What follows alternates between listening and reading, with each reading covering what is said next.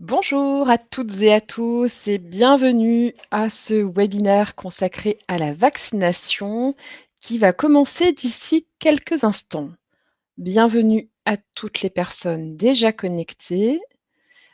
Est-ce que vous pouvez utiliser l'outil qui se trouve sur votre droite pour me dire que vous nous entendez bien? Cela nous permettra de vérifier que tout fonctionne et de ne pas parler dans le vide pendant plus d'une heure, ce qui sera toujours beaucoup plus agréable. OK, merci pour vos retours. Bonjour à tous. Bonjour à tous. Alors vous êtes très nombreux aujourd'hui et nous nous en réjouissons. On va attendre quelques instants encore, les 2 minutes un peu, traditionnelles maintenant, le temps que tout le monde arrive, se connecte, soit confortablement bien installé. Ergonomie télétravail oblige. Soyez les bienvenus à ce webinaire qui va bientôt commencer. Installez-vous bien. Merci pour vos retours, pour me dire que tout fonctionne, c'est parfait. Toujours pas de petite musique d'attente, hein, pour ceux qui ont l'habitude de nous suivre. Et je ne sais toujours pas siffler, pour ceux qui ont suivi le dernier webinaire sur le bruit. Donc on fait avec les moyens du bord. Merci de patienter. Alors d'habitude, je bois un petit café, hein, sauf qu'à l'heure où commence le webinaire, il est toujours froid. Donc aujourd'hui, j'ai lâché mon café contre un verre d'eau. C'est pas mal aussi et au moins ça refroidit pas. Alors bienvenue à tous.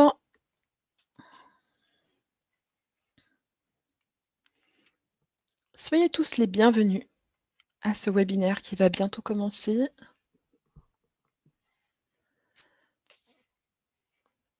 Encore une petite minute d'attente.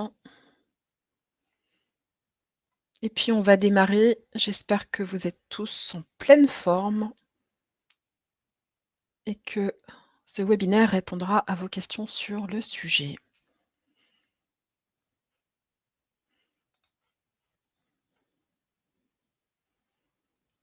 Alors bonjour à tous, bienvenue aux personnes qui arrivent à l'instant même.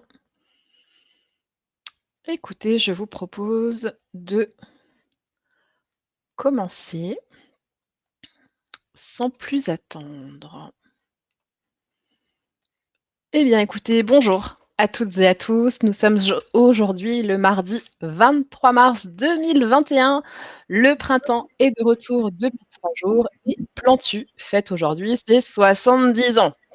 Alors soyez les bienvenus à ce webinaire qui vous est proposé aujourd'hui par GEST. GEST, l'association régionale de la vingtaine de services de santé au travail du Grand Est. Nous sommes heureux de vous accueillir aujourd'hui, vous, les près de 700 personnes inscrites, ça en donne le vertige, et ça me fait bafouiller aussi, qui est donc consacré à la vaccination contre la Covid-19. Donc ce webinaire sera aujourd'hui animé par Dr Anka Popa, médecin du travail à AST 67, Audrey Krebs, infirmière en santé-travail au STSA, service de santé au travail de Mulhouse. Docteur Châtelain, médecin du travail à l'ASTME, docteur Mouchès, médecin du travail à Reims Santé-Travail, et Célia Lamontre, juriste à Agestra, ceux en back-office prêts à répondre à toutes vos questions. Alors, vous êtes très nombreux ce matin. Et merci à vous. Du coup, nous ferons notre possible pour répondre à vos questions, sans pour autant évidemment garantir que nous pourrons répondre à toutes les questions dans le temps imparti de ce webinaire. Donc, je me présente, je suis Gaëlle Faure, responsable communication à AST 67, service de santé au travail situé à Strasbourg. Alors, pour ce qui est des questions, vous avez compris, je pense, vous avez un outil sur la droite qui vous permet de poser des questions. Ces questions ne sont visibles que par vous-même et donc nos experts y répondront au fil de l'intervention. Et puis à la fin du webinaire, je me ferai la voix de quelques-unes de vos questions auprès de nos expertes. Ce webinaire devrait durer un petit peu plus d'une heure, certainement 1 h 15. Et le replay et le support de présentation seront disponibles sur le site internet de GEST, dont vous aurez le lien à la fin du webinaire, et puis sur les sites internet des services qui participent à cette intervention. Donc oui, nous sommes le 23 mars 2021 et notre quotidien a basculé maintenant depuis plus d'1 an avec l'arrivée de la Covid-19. La Covid-19 a pour le moins chamboulé la vie de tout un chacun, réduisant nos perspectives d'avenir, nos libertés individuelles, nos relations familiales et nos relations sociales. Aujourd'hui, avec l'arrivée progressive des vaccins en Europe, il devient possible de se faire vacciner et davantage prochainement avec la création de vaccinodromes. Nos experts te proposent ce matin d'aborder la vaccination et de répondre à quelques-unes de ces questions. Comment fonctionne la vaccination contre la Covid? Quels sont les vaccins aujourd'hui disponibles? Pourquoi se faire vacciner? Dans quelles conditions? Quels sont les variants et quelle est l'efficacité des variants sur eux? Quelle est l'action des services de santé au travail? On fera un focus santé travail pour détailler qui peut se faire vacciner, où et avec quoi.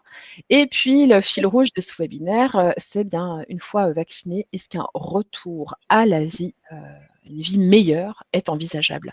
Alors, autant vous dire que ce webinaire prend tout son sens dans le contexte qui est le nôtre aujourd'hui, notamment avec l'actualité qui n'en finit pas autour de la vaccination.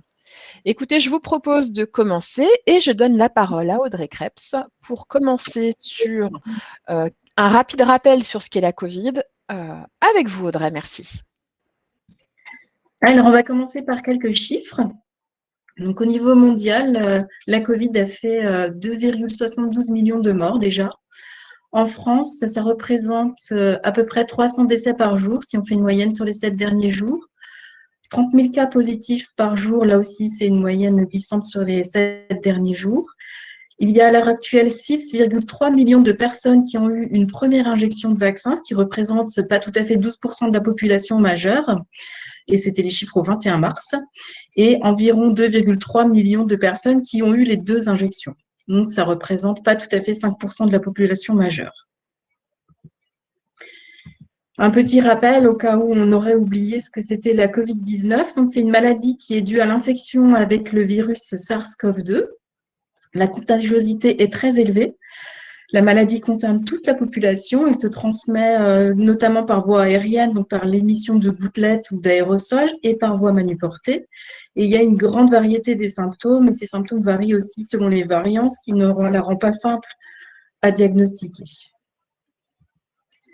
Le diagnostic. Alors, on détecte le virus grâce à un prélèvement nasal et c'est le test PCR qui est la méthode la plus fiable ou même la seule méthode qui permet d'être sûr qu'on a bien affaire à la Covid. Par contre, il faut retenir qu'un test PCR négatif n'exclut pas la présence du virus et donc la probabilité d'être contagieux. On parle aussi de la sérologie. Donc, si on a une sérologie positive, ça veut dire qu'on a des anticorps et ça montre soit le fait qu'on a déjà eu la maladie, soit qu'on a été vacciné. Pour l'heure, on ne connaît pas le seuil de protection contre la maladie. On ne sait pas à quel niveau d'anticorps on est protégé, s'il en faut peu, s'il en faut beaucoup. Merci Audrey. On continue avec vous sur un rappel des gestes barrières et pourquoi encore devoir les respecter. Pardon. Donc, effectivement, toujours encore. Alors pourquoi? Il y a certaines situations qui sont plus à risque que d'autres, principalement les repas, que ce soit en milieu privé ou en milieu professionnel, on l'a tous bien compris maintenant, sont les circonstances les plus fréquemment rapportées à l'origine des transmissions. Dans 37% des cas hors du domicile et 46% des cas en milieu professionnel, la personne source de l'infection était symptomatique au moment du contact infectant. Au niveau de l'aération, donc, il y a eu une analyse sur plus de 10 000 contacts uniques hors domicile à l'origine d'une infection qui montre que dans 80% des cas, ce contact a eu lieu à l'intérieur d'une pièce fenêtre fermée, dans 15% des cas à l'intérieur d'une pièce fenêtre ouverte et dans 5% des cas à l'extérieur, d'où l'importance de l'aération. Les études montrent aussi que le télétravail protège. Donc, par rapport à des personnes effectuant le même travail en bureau, il y a 24% de protection pour un télétravail partiel et 30% pour le télétravail total. Donc, les fameux gestes barrières, on va les revoir, même si on les connaît tous par cœur. On se lave régulièrement les mains. Si on n'a pas d'eau et pas de savon, on utilise une solution hydroalcoolique. On tousse ou on éternue dans son coude ou dans un mouchoir à usage unique. On se mouche dans un mouchoir encore à usage unique et on le jette. On évite de se toucher le visage. On respecte une distance d'au moins 2 mètres avec les autres. On ne serre plus la main, on ne se fait plus la bise. On porte un masque chirurgical ou un masque en tissu de catégorie 1 quand la distance de 2 mètres ne peut pas être respectée. Et on limite les contacts sociaux au maximum 6. On aère les pièces le plus souvent possible, au minimum quelques minutes toutes les heures. Et on utilise des outils numériques, notamment l'appli Tous Anti-Covid. Merci Audrey. Nous allons continuer avec Dr Popa, avec qui nous allons faire un point sur quelques mots-clés, parce qu'il est important, si on parle de vaccination, de savoir de quoi on parle exactement. C'est quoi une vaccination? C'est quoi un virus? Avec vous, Dr Popa.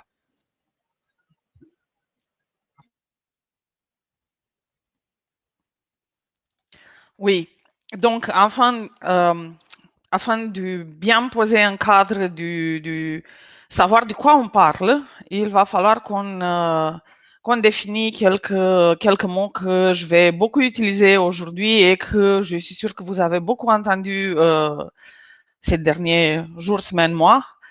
Donc, la vaccination, c'est quoi? C'est un procédé qui, en fait, permet de stimuler le système immunitaire pour que, au moment où il rencontrera le vrai virus, il sera déjà entraîné à reconnaître la menace et à lutter contre celle-ci.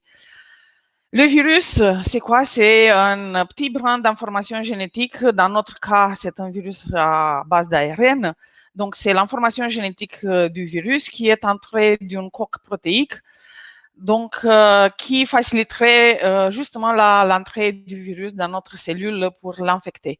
La cible que les chercheurs ont identifiée pour développer leur vaccin, c'est une de ces protéines qui forment la coque, c'est la déjà célèbre protéine S, qui est située à la surface du virus et qui lui permet de se fixer et de s'accrocher à nos cellules et après d'y pénétrer.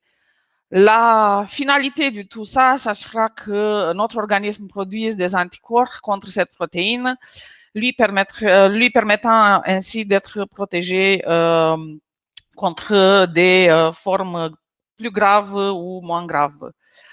Justement, depuis tous ces mois, on a tous entendu risque de forme grave du Covid, risque à pathologie à très haut risque de forme grave. On parle de quoi tout justement?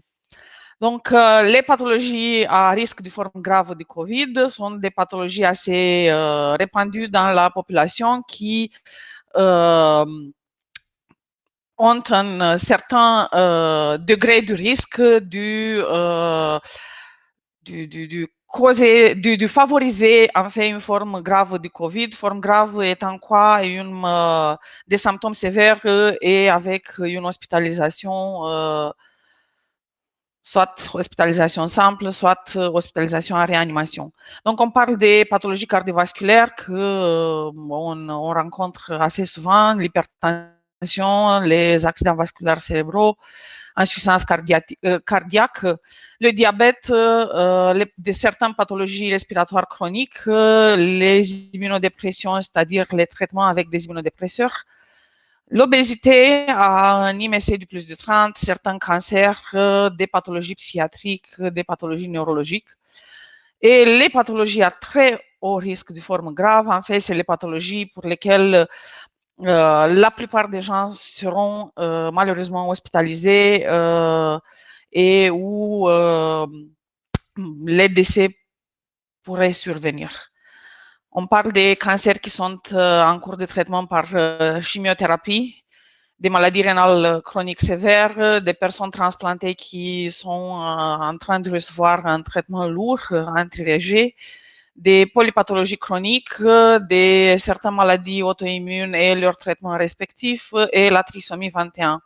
Donc, c'est des maladies qui, en fait, altèrent beaucoup la réponse immunitaire de l'organisme. Pourquoi se faire vacciner? Donc, on est tous en train de constater que la circulation du virus reste très active malgré toutes les mesures de prévention que Audrey vous a déjà présentées. Le but serait de diminuer le nombre de formes graves de la maladie afin que nos hôpitaux ne soient plus encombrés et de casser bien sûr les chaînes de la transmission pour aider à la disparition du virus. Bon, ça c'est le Saint Graal. Normalement, au moins réduire sa circulation et protéger tout le monde contre les formes graves. C'est l'enjeu. OK. Donc, on entend qu'il y a 2 types de vaccins, Dr Popa. Faisons le point avec vous. Oui, avant d'entrer dans le vif du sujet, je veux insister sur le point que ces vaccins ne vont pas faire disparaître la maladie, mais ils vont permettre de prévenir les formes graves de maladie. On va peut-être rencontrer encore des formes de maladies symptomatiques, peu symptomatiques ou des asymptomatiques, mais les formes graves vont être prévenues par cet simple acte de vaccination. Donc, les 2 types de vaccins, c'est des vaccins à vecteur viral, une technologie assez classique, soi-disant. C'est le bien connu AstraZeneca, le vaccin Janssen et le vaccin Sputnik fabriqué par les Russes. Je reviendrai sur chacun de ces vaccins plus loin dans la présentation. Comme action, ils font quoi à notre organisme pour qu'il arrive à se défendre?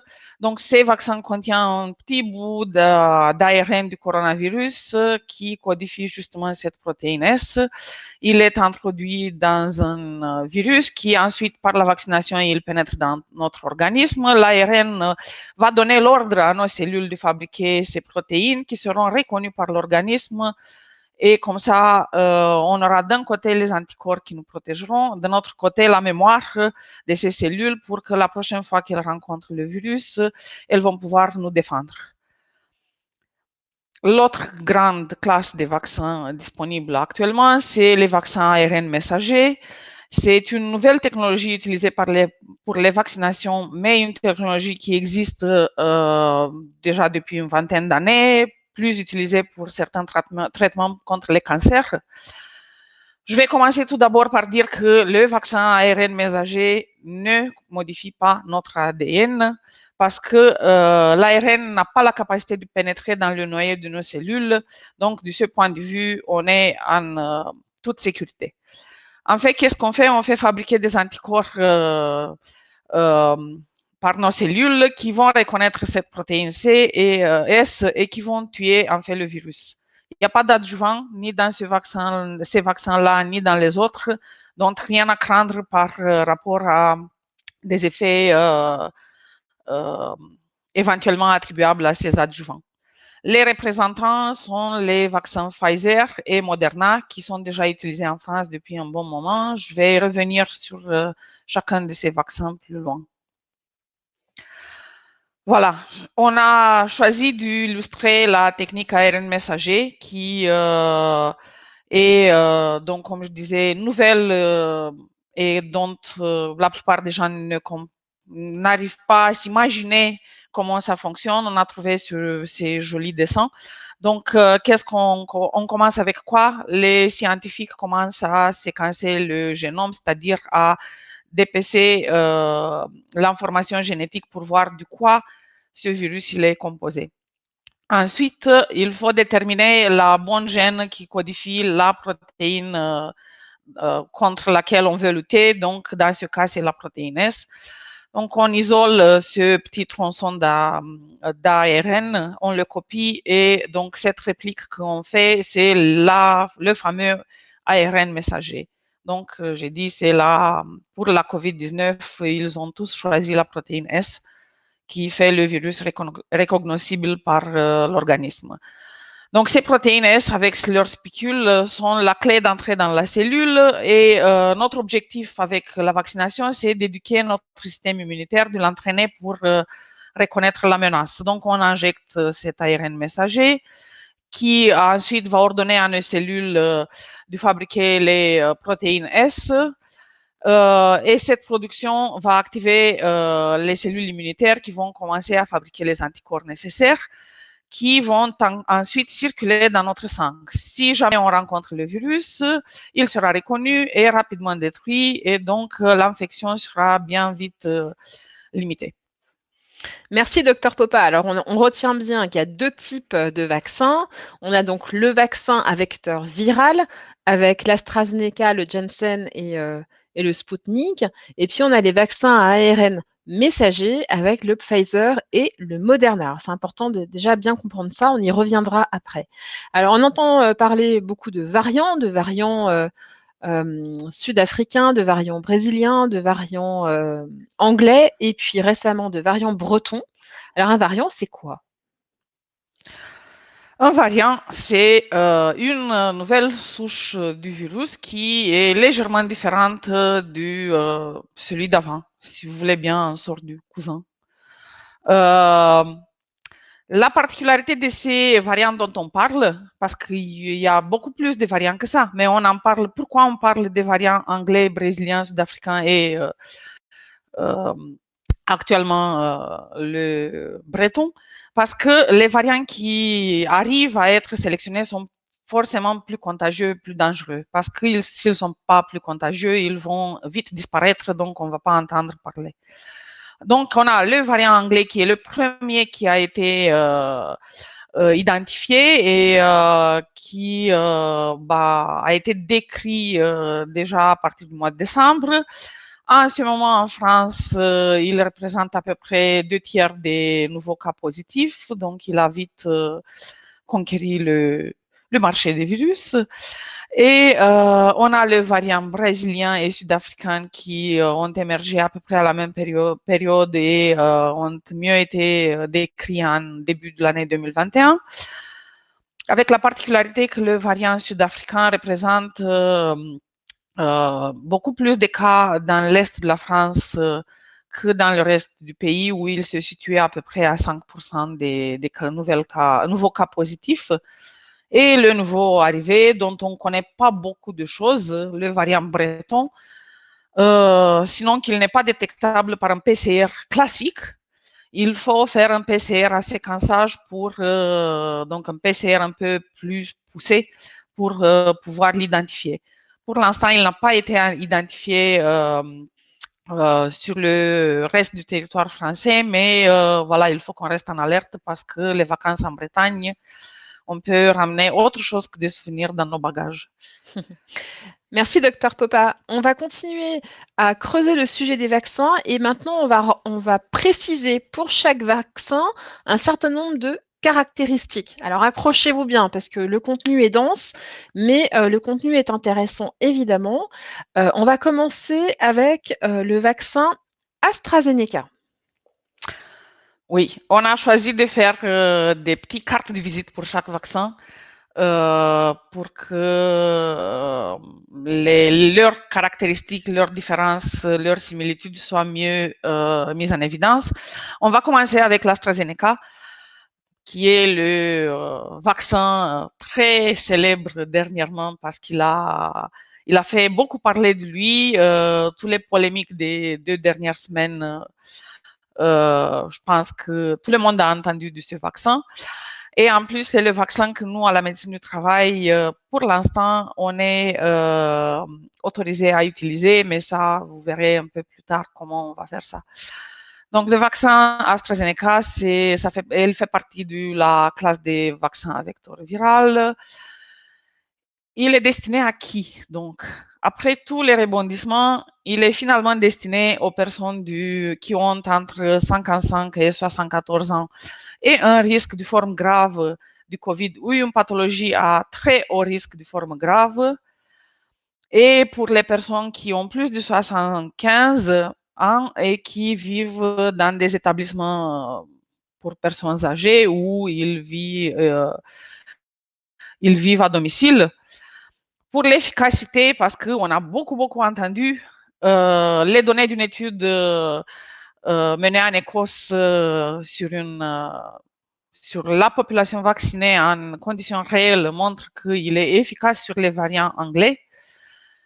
Concernant les variants sud-africains et brésiliens, l'efficacité est un peu limitée pour les formes légères et les formes modérées, mais c'est une meilleure efficacité pour les formes sévères, c'est-à-dire que il transformerait en fait les formes sévères dans des formes légères ou modérées, ce qui, bien sûr, réduit beaucoup les risques d'hospitalisation ou, dans les cas trop graves, passage au réa ou éventuellement décès. Quant aux effets indésirables dont on a beaucoup entendu la dernière semaine, étant donné que ce vaccin a été un peu suspendu d'utilisation et l'Agence européenne du médicament a bien enquêté sur ces effets indésirables. Au 19 mars, en France, on recensait 4 184 cas déclarés pour plus d'1 million de vaccinations, dont 29% des effets dits graves. C'est quoi dits graves? C'est le plus souvent des syndromes pseudo-grippaux qui persistent jusqu'à 36 heures. Quelques cas de troubles de rythme cardiaque ou des poussées hypertensives et bien sûr les caillots sanguins, les thromboses. En ce moment, il y a 4 cas de thrombose multiple en France pour 1 million de vaccinations. Il y a un 4e qui a été publié ce matin. Et en Europe, il y a entre 25 et 30 cas d'événements thromboemboliques pour 8 millions de vaccinations. L'enquête de l'Agence européenne du médicament de la semaine dernière a conclu que le bénéfice l'emporte sur le risque, mais ça a fait évoluer en fait la notice de ce vaccin où maintenant les thromboses sont mentionnées et il y a une attention à avoir pour des symptômes soit qui évoquent une thrombose pulmonaire, c'est-à-dire essoufflement, douleur thoracique, gonflement des jambes, ou pour des effets neurologiques, c'est-à-dire des maux de tête persistantes, troubles de la vision ou des ecchymoses cutanées situées hors lieu d'injection. Donc, actuellement, le protocole suppose 2 injections à 12 semaines d'intervalle. Et ce vaccin, il est disponible en France. Ça dépend bien sûr de l'approvisionnement, du rythme de production et de livraison, comme tous les autres d'ailleurs. Alors, merci pour ce point sur l'AstraZeneca. On va continuer avec le 2e vaccin à vecteur viral, le Janssen, de chez Johnson & Johnson. C'est le nouveau arrivé dans l'arsenal thérapeutique européen. Il a reçu il y a 2 semaines l'autorisation de mise sur le marché européen. En France, la HAS a déjà élaboré des recommandations par rapport à son utilisation, mais il n'est pas encore compris dans le schéma la stratégie vaccinale gouvernementale en France. On est en attente du décret en fait qui va justement lui fixer la place. Selon les données disponibles au niveau européen, il est destiné aux personnes de 18 ans et plus et grâce au fait qu'il est facile à administrer, facile à conserver, il serait mieux qu'il soit utilisé pour les publics les plus éloignés du système de santé, ceux qui sont en situation de précarité économique, sociale ou personnes qui sont en situation de handicap ou ont des difficultés pour se déplacer dans un centre de vaccination. Donc, ça va être une stratégie du type aller vers. Quant à l'efficacité, on n'a pas vraiment des données concluantes sur l'efficacité sur le variant anglais, mais étant donné qu'il a beaucoup été testé dans l'Afrique du Sud et au Brésil, on sait qu'il est bien efficace sur les 2 variants mentionnés. Quant aux effets indésirables, pour l'instant, on sait qu'il donne des syndromes pseudo-grippaux, mais rien de plus que ça. On n'a pas encore toutes les données disponibles. L'avantage majeur de ce vaccin, c'est qu'il nécessite une seule dose. Donc, plus de rappels à faire, plus de rendez-vous à se souvenir. C'est une dose, c'est bon et c'est parti pour la nouvelle vie. Et comme je disais, il n'est pas encore disponible en France. S'il sera mis dans la stratégie gouvernementale, ensuite la disponibilité, ça sera, les premières doses arriveront en France fin avril, début mai. Ok, merci. On continue toujours avec les vaccins, sans faire de jeu de mots, à vecteur viral. Et un petit mot rapide sur le Spoutnik. Bon, le Spoutnik, c'est le vaccin qui a été développé par des chercheurs russes de l'Institut Gamaleya. On n'a pas vraiment beaucoup de données disponibles. On a les données communiquées par les autorités russes qui donnent une efficacité avoisinant les 91%. Par contre, on ne sait pas sur quelle souche, si c'est le virus classique qui circulait en début de l'année dernière ou si c'est les variants. On ne sait pas beaucoup sur les effets indésirables. On sait qu'il comporte 2 injections à un intervalle allant entre 14 et 28 jours, on ne sait pas exactement. Donc, beaucoup d'interrogations, beaucoup d'inconnus sur ce vaccin. Il est en étude auprès de l'Agence européenne des médicaments. Voilà ce que je peux vous dire sur Sputnik. Ok, merci. Alors, on récapitule. On vient de faire le tour des vaccins à ARN dis donc, je m'y perds moi-même. On vient de faire le tour des 3 vaccins à vecteur viral avec l'AstraZeneca, le Janssen et rapidement le Sputnik. Et puis maintenant, on va s'attaquer aux 2 vaccins à ARN messager et on commence par le Pfizer. Oui, donc le vaccin BioNTech Pfizer, qui est en fait le premier arrivé dans l'arsenal de lutte contre la COVID-19. Il est déjà utilisé en France depuis fin décembre 2020 avec des bons résultats. Il est destiné à qui? Finalement, il est destiné aux gens qui ont entre 18 et 49 ans et une pathologie à très haut risque de forme grave. Vous vous souvenez, c'est les gens qui risquent d'arriver en réa à cause de leur comorbidité. Et pour les personnes qui ont entre 50 et 74 ans et un risque de forme grave de COVID ou une pathologie à très haut risque de forme grave, et pour les gens de plus de 75 ans. En gros, il est destiné à tous, mais par souci de priorisation pour les plus vulnérables, pour l'instant, on privilégie pour les groupes d'âge 18-74 ceux qui ont vraiment un risque d'être hospitalisés. L'efficacité sur le variant anglais, elle est vraiment bonne. On tient toujours des données de l'étude dont j'ai parlé avant, qui dit que voilà, il y a une baisse du 74% pour les hospitalisations dans les 2 à 3 semaines suivant l'administration de la première dose, une baisse du 78% pour les hospitalisations à 3-4 semaines de la première dose et 7 jours après la deuxième dose, déjà la baisse des hospitalisations et donc des formes graves se trouve à 94%, ce qui fait des résultats extraordinaires. À cause de sa technologie de fabrication, c'est vraiment facilement adaptable aux variants. Ils estiment à 4 à 6 semaines le temps nécessaire pour concevoir et mettre en fabrication un vaccin adapté à un nouveau variant.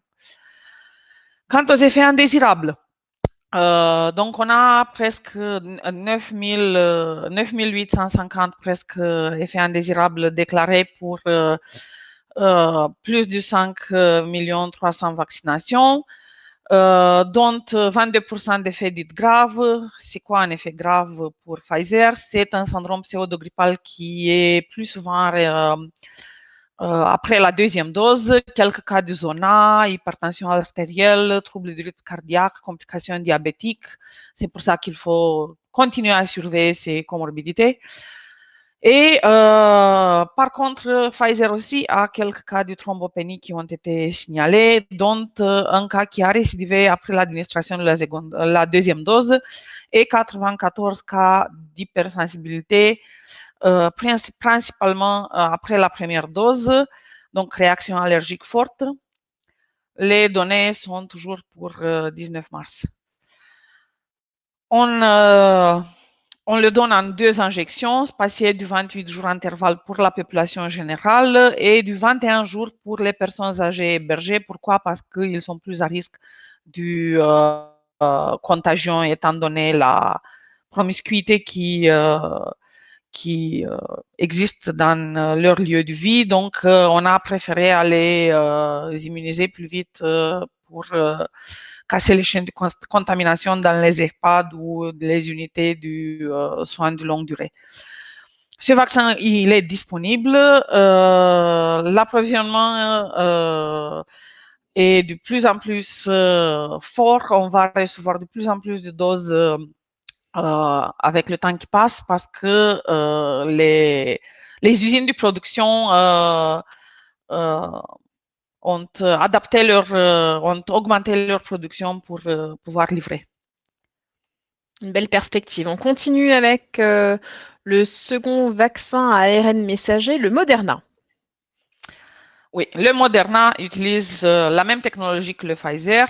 C'est le deuxième vaccin qui est arrivé en France. Il est destiné toujours aux mêmes catégories que le vaccin Pfizer, donc entre 18 et 49 ans et une pathologie à très haut risque de forme grave, entre 50 et 74 ans et un risque de forme grave du Covid, une pathologie à très haut risque de forme grave, et pour les personnes âgées de plus de 75 ans. On a eu jusqu'à maintenant moins de vaccins Moderna arrivés en France. Les perspectives sont pour une augmentation de dotation pour ce vaccin aussi. Il est efficace sur les variants anglais. On manque vraiment de données de vie réelle sur les autres variants. On a quelques données au labo, mais on n'a pas, comme pour les autres vaccins, des données de la vaccination pure et dure.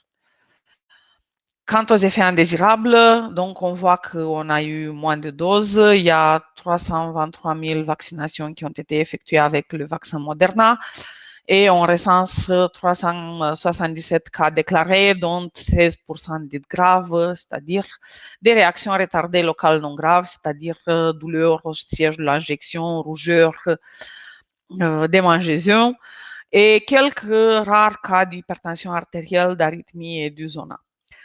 Il est toujours appliqué en 2 injections à 28 jours d'intervalle pour tout le monde cette fois-ci. Et donc, comme je disais, la disponibilité, c'est en fonction de fabrication, de livraison. Et il est aussi facilement adaptable aux variants. Ok, merci. On fait un petit comparatif Pfizer-Moderna. Ok, on a donc un petit topo entre deux vaccins qui utilisent la même technologie et qui ont été en fait les premières à arriver en France. On voit que le taux d'efficacité est sensiblement le même et très haut. Par contre, ce qui les rend un peu plus difficile à déployer sur une large échelle, c'est la conservation et les problèmes de logistique que cette conservation pose. On ne peut pas utiliser nos frigos. Il faut utiliser des congélateurs spéciaux qui ont été vraiment conçus pour ça. C'est pour le Pfizer, c'est le stockage entre moins 70 et moins 80 degrés. Pour Moderna, entre moins 20. Ensuite, il est décongelé et on a une période assez courte de temps pour les utiliser, notamment 5 jours pour Pfizer et 1 mois pour Moderna si les vaccins sont conservés entre 2 et 8 degrés, donc au frigo normal. Le délai entre les 2 injections, donc on voit qu'on est sur le même délai pour la population générale et pour le Pfizer, on a les 21 jours pour la population âgée hébergée dans les unités du soin. Ok, on continue avec un comparatif, cette fois-ci d'efficience, entre Pfizer et AstraZeneca qui utilisent donc 2 technologies différentes. Oui, j'ai choisi de présenter cette diapo parce qu'on a beaucoup entendu sur l'efficacité d'un vaccin ou d'un autre. Donc, c'est une étude qui a été menée en Écosse sur les gens vaccinés. C'est pas une étude de laboratoire, c'est une étude dite du prospectif du cohorte. Donc, on a analysé les gens au fur et à mesure qu'ils se faisaient vacciner et on regardait le taux d'événements indésirables, c'est-à-dire hospitalisation forme grave, pour les deux populations.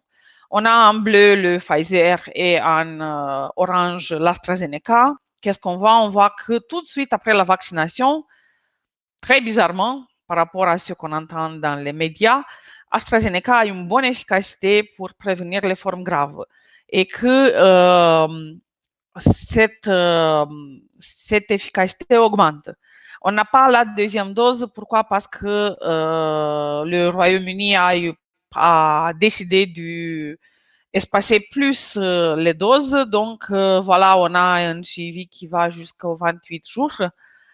Mais en tout cas, sur le variant anglais, parce qu'il faut dire ça, l'AstraZeneca est vraiment bien efficace. Comme on a 66% du variant anglais en ce moment en France, voilà.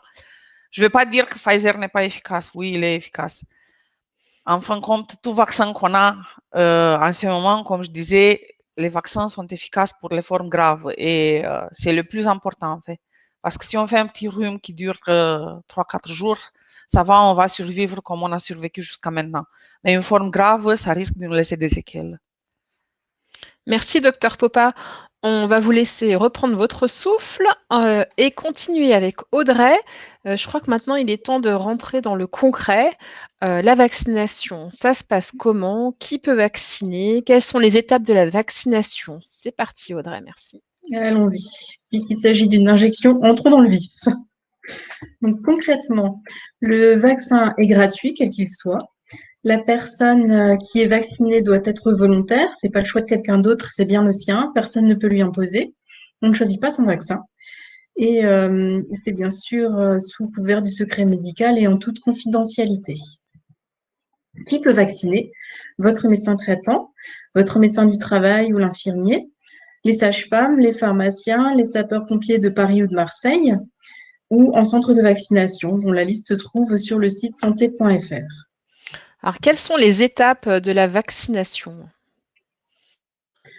Alors, tout d'abord, pour pouvoir être vacciné, il faut être éligible. Donc, on l'a vu tout à l'heure, il y a des conditions d'âge et de pathologie ou de profession aussi. Il y a certaines catégories de professionnels. Il ne faut pas présenter de contre-indications. Par exemple, il ne faut pas avoir eu d'allergie grave aux composants des vaccins auparavant. Le consentement Le consentement, donc il y a une information claire et loyale. Le salarié doit être informé des effets indésirables. Et une fois qu'on a tout ça, on peut passer à l'acte vaccinal. Donc c'est une intramusculaire dans le muscle deltoïde, donc rien de très nouveau là-dedans. Et il y a toute une traçabilité. On va rentrer les renseignements d'identité sur la personne vaccinée, sur l'éligibilité de la personne, le modèle de vaccin, le numéro de lot. Et puis tout ça va sur le site Vaccin Covid. Alors, comment se passe la vaccination en service de santé au travail? Alors, depuis peu de temps, les services de santé au travail sont impliqués dans la campagne de vaccination. Donc, tout d'abord, concernant l'information, donc les services de santé au travail ont informé les entreprises de cette possibilité, qui ont diffusé cette information aux salariés. Et ensuite, comme c'est une démarche, on le disait tout à l'heure, volontaire et individuelle, c'est le salarié qui prend directement rendez-vous au service de santé au travail, qui s'assure de son éligibilité à la vaccination. Il y a le recueil du consentement éclairé, tout comme en centre de vaccination, bien sûr. Et au niveau de la démarche, il faut que ce soit un motif de visite qui permette de respecter la confidentialité. Donc, ça peut être une occasionnelle à la demande du salarié, de façon à ce que l'employeur ne sache pas pourquoi la personne vient en service de santé au travail. Donc, au niveau de la santé au travail, Dr Popa disait tout à l'heure, le seul vaccin qu'on puisse utiliser pour l'instant, c'est l'AstraZeneca. Et pour pouvoir être vacciné, donc il faut remplir les mêmes conditions que la population générale pour l'Astra. Donc, il faut avoir plus de 55 ans et des pathologies ou des comorbidités, ou avoir plus de 55 ans et faire partie des professionnels priorisés, donc les professionnels de santé ou les aidants, les intervenants à domicile. Et il va de soi qu'on respecte la confidentialité et que les vaccinations se font en toute sécurité. Alors, est-il possible de se faire vacciner en entreprise? C'est une question qui revient régulièrement. Oui, on a aussi eu quelques demandes. Alors pour l'instant, c'est pas encore possible parce que du fait de la priorisation de certains types de personnes et de certaines pathologies, c'est compliqué de respecter la confidentialité. Donc tant que la vaccination n'est pas accessible à tous, c'est très compliqué. Donc dans l'immédiat, si vous souhaitez organiser une campagne en entreprise, il faudra contacter votre médecin du travail qui réfléchira avec vous à la faisabilité de la campagne en entreprise. En sachant que c'est toujours pareil, il faudra les salariés volontaires et un mode d'organisation qui permette de respecter la confidentialité. Merci Audrey pour ce focus pratico-pratique. On va continuer maintenant avec Dr Popa. On va faire là le jeu des questions-réponses et je pense que ça va répondre à un certain nombre des questions que vous nous avez posées durant l'intervention, ce qui ne doit pas vous empêcher de continuer de poser des questions, évidemment. Alors, on y va pour la première question. Dr Popa, quel vaccin est le plus efficace? Bon, je viens déjà de dire que tous les vaccins sont efficaces sur les formes graves. Donc, c'est ce qui en fait il faut retenir. Il faut bien avoir en tête qu'il n'y a pas le vaccin le plus efficace et le mieux, c'est celui qu'on peut avoir. Voilà, en ce moment. Mais pour faire une petite comparaison entre les vaccins, l'efficacité l'efficacité des vaccins contre la grippe, je vais y arriver, est souvent de moins de 50% pour les formes symptomatiques de la maladie parce que c'est un virus qui mute beaucoup plus que le virus de la COVID-19. Donc, on parle ici des vaccins qui ont tous plus de 50% efficience, 60, 90, 94, voilà. Mais pour avoir une image, je vous dis que si votre risque de base de contracter une forme grave de COVID-19 sans être vacciné est du 1%, alors le risque que vous contractiez la maladie après avoir reçu les vaccins Pfizer ou Moderna ira à 1 pour 2000. Et après avoir reçu le Johnson Johnson, il sera du 1 pour 666. À mon avis, c'est une belle motivation pour vous faire vacciner, si ce n'est pas déjà fait. Alors, on continue. J'ai déjà eu, avec la deuxième question, j'ai déjà eu le Covid. Est-ce que je peux me faire vacciner?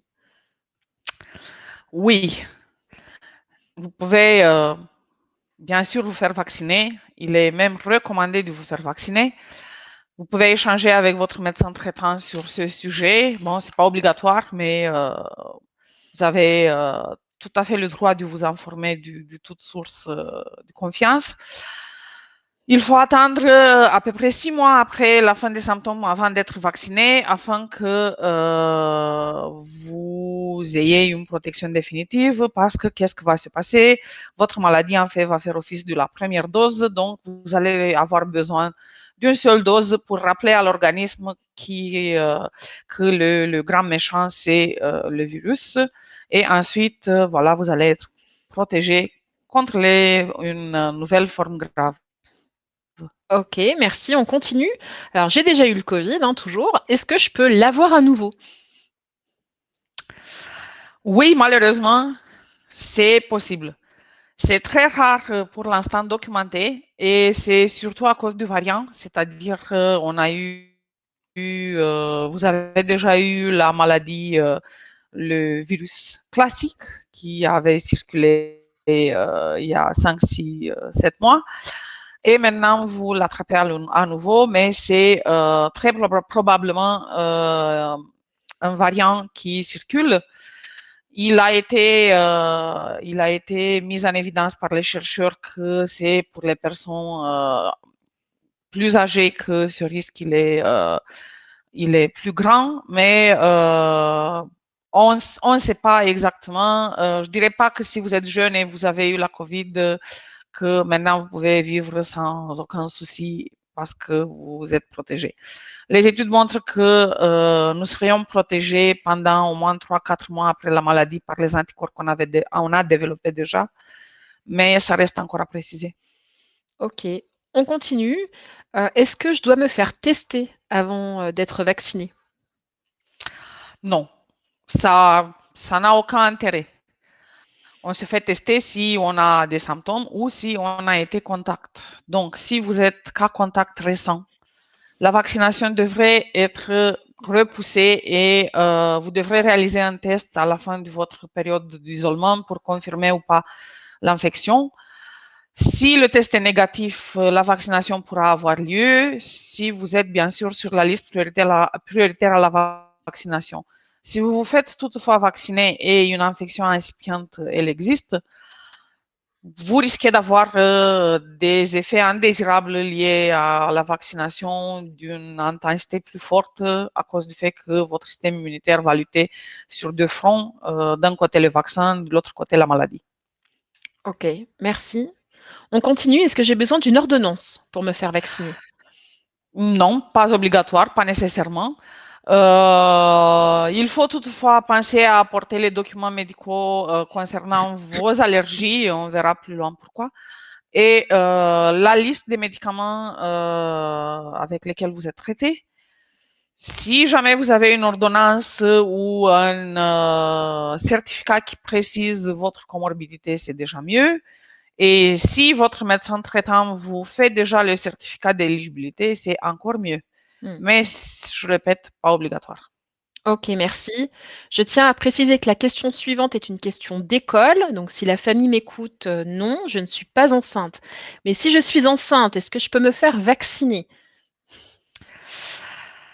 Bon, il n'y a pas de contre-indication de se faire vacciner pour les femmes enceintes ou allaitantes, mais ce serait évalué au cas par cas, d'autant plus si vous présentez une comorbidité ou si vous êtes susceptible d'être en contact avec des personnes positives du COVID-19 du fait de votre activité professionnelle. Et comme j'ai dit, la technologie pour un vaccin, étant donné que c'est la première fois qu'elle est utilisée, on ne sait vraiment pas exactement, mais les études faites depuis l'été, quand les premiers tests sur les vaccins ont commencé, ne montrent pas un danger supérieur pour les femmes enceintes, mais on applique toujours le principe de précaution, donc on vaccine si vraiment le risque il est très important. Je vous conseille de parler avec votre médecin, votre sage-femme ou votre gynécologue pour vraiment évaluer la balance bénéfice-risque de votre vaccination. Merci. Alors, on continue dans les cas de figure. Je suis allergique. Est-ce que je peux me faire vacciner? Oui, voilà. Donc, en principe, oui, mais ça dépend de votre allergie. Si vous avez une allergie au pollen, au gluten, à la poussière ou je ne sais pas quoi, des choses qui sont vraiment très répandues, oui, vous pouvez vous faire vacciner. Il n'y aura pas de problème supplémentaire. Par contre, si vous avez déjà fait une réaction allergique sévère, et quand je parle sévère, je parle des symptômes qui vous ont peut-être amené à consulter un médecin ou aller aux urgences, un autre vaccin ou un autre médicament, le conseil, c'est de demander d'abord l'avis d'un allergologue sur la substance pour voir exactement s'il risque d'avoir une réaction croisée entre une substance et un des excipients du vaccin. Voilà. Merci, on continue. Cette question est venue plusieurs fois durant l'intervention. J'ai eu une première injection d'AstraZeneca. Est-ce que je peux avoir une deuxième injection d'un autre vaccin? Oui, le grand sujet du jour depuis que le AstraZeneca n'est plus conseillé aux gens du moins de 55 ans, qui sont en gros la plupart de ceux qui ont déjà reçu une injection avec AstraZeneca. Donc, cette question a toute son pertinence et voilà, je n'ai pas une réponse. En fait, à l'heure actuelle, vous ne pouvez pas panacher des vaccins. On est en train de voir il y a des études qui se font par rapport à la possibilité d'administrer un rappel ARN messager. Dans l'étude dont je parle, c'est le Pfizer qui est concerné, aux personnes vaccinées avec une première dose d'AstraZeneca. C'est en fait l'université d'Oxford qui a développé d'ailleurs ce vaccin AstraZeneca qui est en train de mener cette étude. On attend voir qu'est-ce qu'ils disent. Pour l'instant, revenons en France parce qu'on vit en France et donc on est vacciné selon la stratégie de vaccination française. La Haute Autorité de Santé qui donne les conseils médicaux est en train d'étudier la question et d'élaborer une recommandation pour ces personnes-là. On n'est pas en crise du temps. Il faut que je vous rappelle, on a encore à peu près 1 mois jusqu'à ce que les premiers rappels vont tomber du fait de l'espacement entre les 2 doses. Donc, restez accrochés, on va avoir la réponse sous peu. Merci, on reste accroché et on continue. Si je veux me faire vacciner par mon service de santé au travail, est-ce que je peux m'absenter durant les heures de travail? Oui, si vous faites le choix d'être vacciné par votre service de santé au travail, vous allez en fait avoir une visite à la demande du salarié.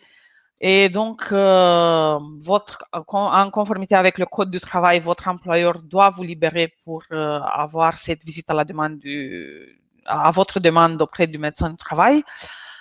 Vous n'avez pas besoin d'un arrêt de travail et votre employeur ne doit pas être informé sur le vrai motif de cette visite.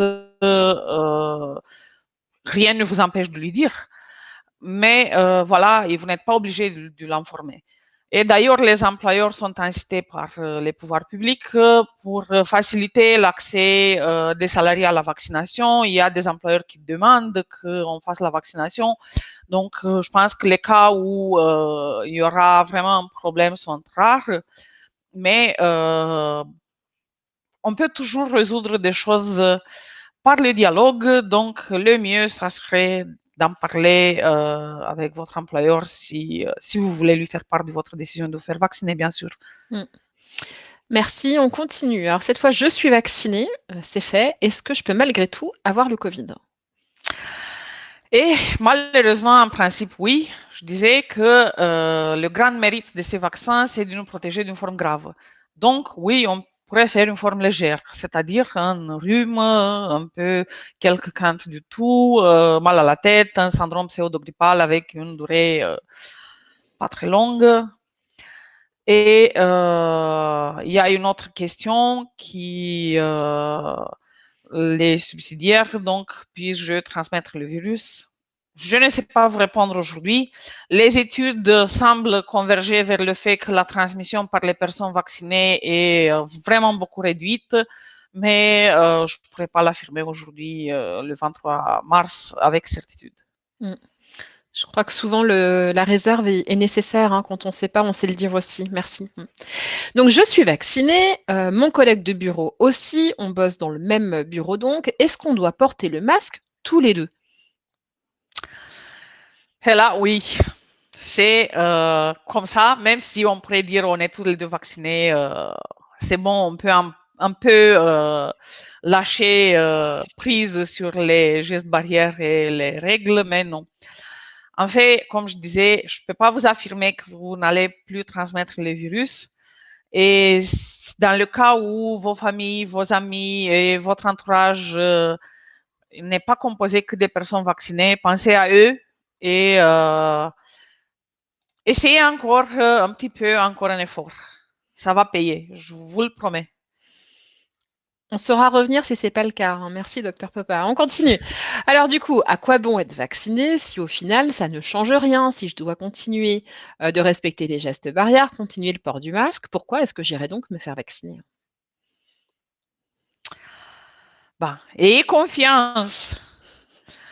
Ça viendra. Mais comme en ce moment, je disais, je reviens encore. Je ne peux pas vous affirmer que vous n'allez plus transmettre tout en étant vacciné. Les modélisations épidémiologiques faites par les scientifiques nous montrent qu'on a besoin de 60% de la population adulte vaccinée ou immunisée pour chasser le virus de nos vies. Bon, il ne va pas partir du tout pour de bon, mais petit à petit, il ne va plus être une menace et on va apprendre à cohabiter comme on cohabite avec les virus d'un rhume classique. Donc, patientez, ayez confiance et bientôt on va pouvoir reprendre des vies. Entre-temps, pensez à vos familles et à vos amis qui ne sont pas encore vaccinés. Pensez à vos collègues du travail qui ne sont pas encore vaccinés. Voilà. Merci, docteur Popa, de vous être prêté au jeu de ce question-réponse. Et puis, on reviendra dans un temps de questions-réponses à la fin de ce webinaire. On va continuer avec Audrey Krebs sur le rôle des services de santé au travail dans tout ça et leur engagement depuis maintenant plus d'1 an, depuis le début de cette crise de Covid. Alors en effet, depuis février 2020, les SSTI ont essayé de s'adapter, de revoir leur mode de fonctionnement. Ils ont été présents. Ils sont restés dans leur rôle de prévention primaire, donc en donnant des conseils pour la mise en place des mesures visant à limiter la contamination sur les lieux de travail, en prodiguant des conseils, en décortiquant le protocole national et ses multiples versions, parce qu'on en a quand même eu quelques-unes, en étant le relais de nombreux messages de prévention et aussi en aidant les employeurs à mettre à jour ou même à créer leur document unique d'évaluation des risques. Donc, il y a toujours un accompagnement adapté pour les salariés, une adaptation du suivi individuel qui est faite par le médecin du travail. Les salariés vulnérables ont pu être mis à l'abri. Le médecin du travail peut rédiger un certificat d'isolement. Il y a aussi une partie accompagnement psychologique pour les salariés et les chefs d'entreprise qui le nécessitent ou qui en font la demande. Et maintenant, la vaccination, donc c'est depuis janvier que les choses sont lancées par rapport à la vaccination avec le personnel des établissements médico-sociaux dans un premier temps, et puis depuis mars, une nouvelle implication un peu davantage dans la stratégie vaccinale nationale. Donc en fait, c'est très progressif, hein. On suit le rythme des informations que le gouvernement nous donne, de l'élargissement petit à petit de la population qui est concernée par la vaccination. Il y a aussi tout ce qui est logistique, hein, l'approvisionnement en vaccins, le fait que pour l'instant, AstraZeneca, il n'y ait pas énormément de doses et que chacun s'approvisionne comme il le peut. Donc, c'est pas harmonisé au niveau du territoire, hein. Chaque service s'organise au mieux comme il le peut. Et puis, on va monter en charge dès que ce sera possible. Et donc, les missions classiques, hein, donc on participe à circonscrire les dégâts en entreprise. Donc, par rapport à la Covid, il y a la possibilité de déployer des tests antigéniques depuis début 2021, tout ça pour la prévention de clusters.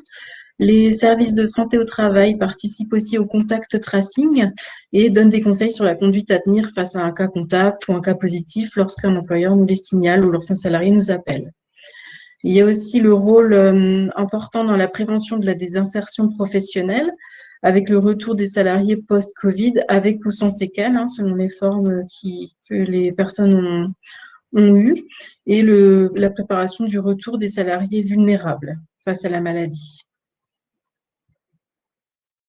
Il n'y a pas que la Covid-19, il y a tout le reste, tout notre quotidien qui était déjà là avant, donc les actions en entreprise, les aménagements de poste, la participation au CSE par le médecin du travail, les conseils, le suivi individuel, les petits ateliers, les webinaires, tout ça c'est toujours en route. Merci Audrey, je pense qu'il était important de rappeler l'engagement des services de santé au travail partout en France sur ce sujet-là, sur le sujet du Covid, depuis le début. Merci Audrey. On continue avec Dr Popa et on en a bientôt terminé. Merci à tous de nous suivre encore nombreux. Le monde d'après, ça va être quoi? Bon, le monde d'après. Le monde d'après commence avec un nombre de plus en plus grand de vaccinés. Donc, plus on est nombreux à vacciner, plus vite on va casser la chaîne de contamination, plus vite on va reprendre un peu des vies plus normales. Il faut qu'on se rappelle qu'on est tous concernés en ça, on est tous responsables. On peut tous faire quelque chose pour freiner cette épidémie. On peut tous faire quelque chose pour retrouver nos vies d'avant. Mais en mieux, j'aime finir sur une note optimiste. Accrochez-vous, patientez encore un peu parce que ça va venir tout ça. On va à nouveau revoir nos amis, nos familles sans limite. On va à nouveau pouvoir sortir, profiter de la convivialité, profiter du tout ce qu'on a mis en attente depuis le mois de mars dernier. Je suis sûre, je crois, ça reviendra. Donc, voilà, on y croit. Merci pour cette note d'optimisme, ça nous fait du bien. Alors, je vous ai envoyé quelques sondages à côté de l'onglet questions qui vous a beaucoup servi pendant ce webinaire et merci à vous de l'avoir utilisé. Ce petit sondage qui nous permet d'évaluer la qualité de ce webinaire sur la vaccination et puis d'améliorer les prochains. Alors, de nombreuses ressources sont disponibles sur les sites internet des services de santé au travail. Quasiment tous aujourd'hui ont une rubrique dédiée au Covid et mènent une actualité notamment sur la vaccination. Donc, n'hésitez pas à les consulter. Et puis, si vous voulez en savoir plus sur la vaccination, on vous a mis ici un lien pour en savoir plus. Vous allez retrouver le support de cette intervention sur le site associationgeste.org et vous allez tous recevoir le replay par mail. Alors, vous avez été nombreux, vraiment très, très nombreux, à nous poser beaucoup de questions. Et alors, je vais me faire l'écho de quelques-unes de ces questions auprès de nos expertes. Est-ce qu'on va devoir se faire vacciner tous les ans, comme pour la grippe, par exemple? C'est une bonne question. La réponse la plus honnête que je peux vous donner aujourd'hui, c'est qu'on ne sait pas. Mais il n'est pas exclu que vers la fin de l'année, on fasse un rappel, éventuellement avec un vaccin légèrement modifié qui couvre des variants. Mais vraiment, en ce moment, tout ce qu'on sait, c'est que les gens qui ont commencé à être vaccinés en juin, juillet dernier, quand les premières études ont commencé, ont encore des anticorps. Donc, on y croit. Question qui est revenue souvent aussi, quelle est la durée, le temps d'efficacité de ce vaccin? On est protégé combien de temps? Ça rejoint déjà la question précédente. On ne Oui. sait pas. Pour l'instant, on sait que pendant, donc depuis juin et jusqu'à maintenant, c'est quoi? C'est 9 mois. Donc, on sait que 8-9 mois, oui, on est protégé. Il y a certains chercheurs et certains fabricants des vaccins qui affirment qu'ils donnent des efficacités sur 2 ans, 5 ans, 8 ans. On ne peut pas savoir. On ne peut pas comprimer en fait le temps pour faire une simulation pour savoir. On peut extrapoler pour autre chose, mais pas pour les vaccins Pfizer et Moderna. Pour les autres, voilà, on ne sait pas. Alors, autre question, on parlait tout à l'heure d'effets indésirables suite à la vaccination. Combien de temps arrive-t-il après la première injection? En parlant des effets indésirables classiques comme classiques, soi-disant, le syndrome pseudo-grippal, c'est voilà, à partir du 6 heures et jusqu'à 24, 36, maximum 48 heures. Pour les effets du type hypertension ou troubles du rythme cardiaque, c'est normalement les 3-4 premiers jours. Attention par rapport au sujet de la semaine dernière, les thromboses dans le cas du vaccin AstraZeneca, ils sont cités les effets entre 4 et 16 jours après l'injection du vaccin. Donc voilà, faites attention, surveillez-vous si jamais vous avez des maux de tête persistants qui ne cèdent pas en paracétamol et troubles de la vision, d'essoufflement, douleurs thoraciques, douleurs des jambes, gonflement des jambes ou je ne sais pas quoi. En tout cas, à tout signal d'alerte, contactez votre médecin. Ok. Je vais finir avec cette dernière question parce que il faut finir avec une dernière question. Est-ce que les enfants seront concernés par cette vaccination? Pas pour l'instant.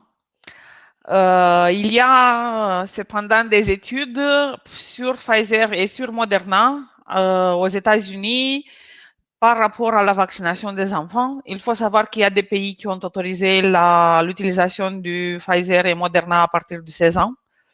Ce n'est pas le cas de la France. Donc, il y a des études en cours. Je pense que d'ici 2 à 3 mois, on va avoir la réponse pour voir si le vaccin est vraiment efficace d'un côté et d'un autre côté sans danger pour les enfants parce que, n'est-ce pas, on ne veut pas les mettre en danger. Le but, c'est de les protéger. Oui. Eh ben, merci Docteur Popa et merci Audrey Krebs pour votre super intervention. Je crois qu'on a répondu à beaucoup de questions, en tout cas je l'espère. Pour les personnes qui ont encore des questions en suspens, on va essayer d'y répondre malgré la fin de ce webinaire. Merci à toutes et à tous d'avoir participé, d'avoir posé vos questions. Merci à nos experts de l'ombre, Dr Mouchès, Dr Châtelain et Célia Lamontre. Et merci aux communicants, ces professionnels de l'ombre qui font que vous êtes au courant qu'il y a un webinaire qui se passe ici et maintenant. Et merci à Justine Chalon pour la mise en forme de ce PowerPoint. Parce que c'est pas toujours facile de vulgariser un sujet aussi complexe, et donc le graphisme y est pour beaucoup aussi, et on n'en parle jamais, donc c'est l'occasion aujourd'hui. Et merci à tous, continuez de prendre soin de vous. On a dit, on respecte les gestes barrières, on porte le masque, vacciné ou pas vacciné, même punition. Merci à vous, Et prenez on y soin de croit. vous, et bonne Et semaine. on y croit. Et on y croit, vivement la vie d'après. Oui, Au revoir. au revoir.